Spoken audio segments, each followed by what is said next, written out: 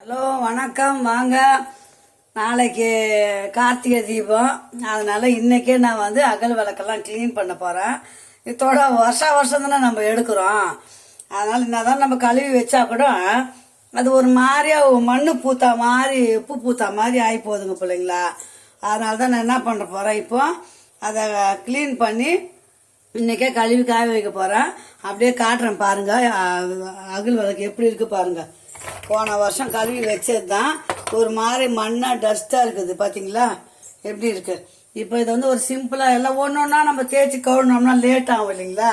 அதனால என்ன பண்ண போறேன், சிம்பிளா பாருங்க. அப்படியே வாங்க வீடியோக்குள்ள போலாம் வாங்க. இப்போ கொஞ்சோண்டு பச்சை தண்ணி வச்சுக்கணும் இதுல, ஏன்னா ரொம்ப சூடா தண்ணி ஊற்றும் போது பிளாஸ்டிக் இருக்குது நம்ம வீட்டில். அதனால எப்படி சிம்பிளா கழுவுற பாருங்க. மொத்தம் ஒரே டைமா கழுவுறாங்க பாருங்க. ஒரு ஸ்பூன் பேக்கிங் சோடா, ஒரு அரை மூடி லெமன்,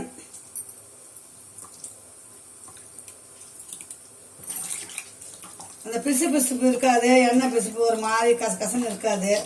அதனால இந்த ஐடியா. இப்போ நம்ம சாமான் வளர்க்குற ஸ்டீல் பாத்திரம் வளர்க்குற லிக்விடு, அது நல்லா ஒரு ஸ்பூனுக்கு ஊற்றிக்கலாம். அப்புறம் தண்ணி ஒரு பாத்திரத்துல நான் நல்லா கொதிக்க வச்சிருக்கிறேன். அது பாருங்க, இதை எடுத்து இதுல ஊத்திடலாம். அவ்வளவுதான், ஊத்திட்டானுங்களா. அது பாருங்க, இங்க பாருங்க ஊத்தியாச்சுங்களா. இப்போ இந்த அகல் விளக்கெல்லாம் இது உள்ள போட போறேன்.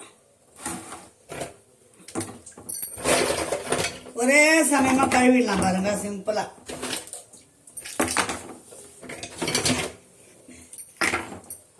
வருஷம் ஒரு 4-5 அகல் வாங்குவேன். அப்படியே சேர்ந்து வர்றதுதான்.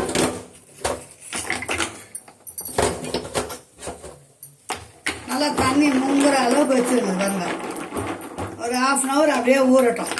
1/2 hour ஊறின அப்புறம் நம்ம எடுத்து ஒரு அலசுனா போதும் பாருங்க. அவ்வளோதான். அது பாருங்க, சிம்பிள். அழுக்கு வருது பார்த்தீங்களா. பாருங்க பிள்ளைங்களா, அது பாருங்க. சும்மா நான் அப்படி அம்மா அப்படி கலக்குறேன். அது பாருங்க எப்படி அழுக்கு வந்திருக்கு பாருங்க. எனக்கு மைண்ட்ல தோணுதுதான். நிறைய பேர் நிறைய விதமா கழுவுறாங்க. சரி, எனக்கு இப்படிதான் தோணுச்சு. சரி, நம்ம இப்படி கழுவி பார்க்கலாம். தேவையான அகல் விளக்கு மட்டும் எடுத்துப்பேன். மீதி அகலை தொடச்சி காய வச்சு எடுத்து வச்சிருவேன். 3 நாள் ஏற்றுவோம் இல்லைங்களா. அவ்வளவுதான். இப்போ இது நல்லா அப்படியே ஊறட்டும் பாருங்க. இங்க பாருங்க பிள்ளைங்களா, 1/2 மணி நேரம் அப்படியே தண்ணி ரொம்ப கொதிக்குது, ஆறட்டும்.